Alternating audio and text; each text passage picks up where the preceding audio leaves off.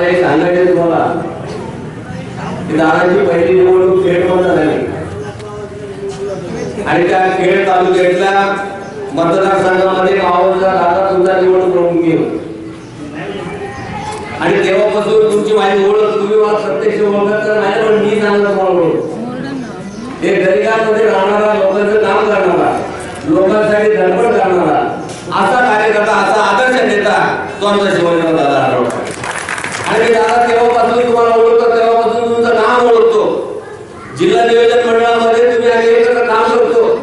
मी या ठिकाणी जनतेला सांगेल जिल्हा नियोजन मंडळाची बैठक चालू असेल तर निम्मी बैठकी दादाच्या प्रश्नावरती चाललेली असते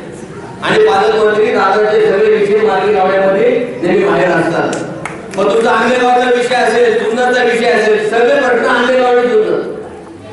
मग तिथं असे प्रश्न असतात की पालकमंत्री नियोजन मंडळाचे अध्यक्ष त्यांना त्याचे निर्णय मान्यच करावे लागतात आणि आवश्यक तो निधी दादांना द्यायला आणि सगळ्यात जास्त निधी मिळवणारा खासदार आपल्या जिल्ह्याचा कोण असेल तर ते आपले दादा आहे आणि म्हणून एक स्वतंत्र ओळख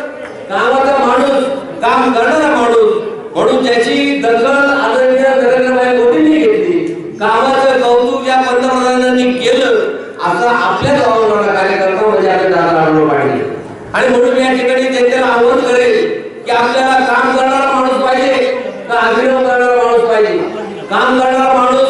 जो आपल्या तालुक्यात राहणारा माणूस जो आपल्या हाकेच्या अंतरावर राहणारा माणूस केव्हाही फोन केला तरी फोन रिसिव्ह करणारा माणूस असा एक कार्यकर्ता जे आपले दादा आढळराव पाटील आहेत हे आपल्यासाठी आज अत्यंत प्रामाणिकपणे काम करतात आणि तोच माणूस आपल्या भागातला निवडून गेला पाहिजे हे सांगण्यासाठी खास या ठिकाणी आलो वास्तविक दादा सुरुवातीला दादा बोलण्याच्या दिवशी मला यायचं आमच्या आमदारांनी सांगितलं की तुम्ही त्या ठिकाणी जा परंतु मावळ तालुक्यातल्या कामाची व्यवस्था लावण्याकरता मला वेळ झाला थोडंसं कशाचं नियोजन करण्यामध्ये मावळाला वेळ गेला नाही तर माझा खरा तालुका कामाचा जुन्नर आणि आंबेगाव आहे मला यायला जरी उशीर झाला असला तरी सातत्याने रोज फोन करून कार्यकर्त्यांना सांगून दादाच्या पाठीशी उभे राहा दादांचं मताधिक्य डबल झालं पाहिजे अशा प्रकारची सातत्याने भावना आम्ही मनामध्ये ठेवतो आणि तो आज या ठिकाणी मला उशीर जरी झाला असला तरी आम्ही दिनरात्र अहोरात्र आम्ही तुमच्या बरोबर आहोत आणि ह्या भागातून आपला दादा आढळराव पाटील शिवबाचा मावळा हाच भाग लोकसभेमध्ये गेला पाहिजे अशा प्रकारची भावना या ठिकाणी व्यक्त करतो बरंच काही बोलण्यासारखं आहे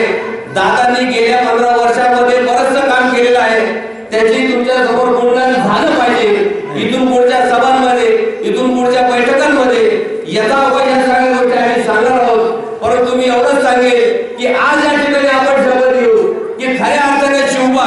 हा आपला मावळचा शिवबा हा लोकसभेमध्ये गेला पाहिजे याच्यासाठी आपण त्याच्या पाठीमागे उभं राहिलं पाहिजे आपल्या भागातून आपलं मतदान हे डबल झालं पाहिजे पुढं कुणी राष्ट्रवादीचा कार्यकर्ता असेल काँग्रेसचा कार्यकर्ता असेल शिरूर लोकसभा म्हटलं की त्यांनी उभं राहण्याची परत काही प्रयत्न केला नाही पाहिजे शिरूर तालुक्यामध्ये एकच वादा शिवाजी दादा त्यांना प्रचंड बहुमताने विजय करा एवढ्या ठिकाणी सांगतो धन्यवाद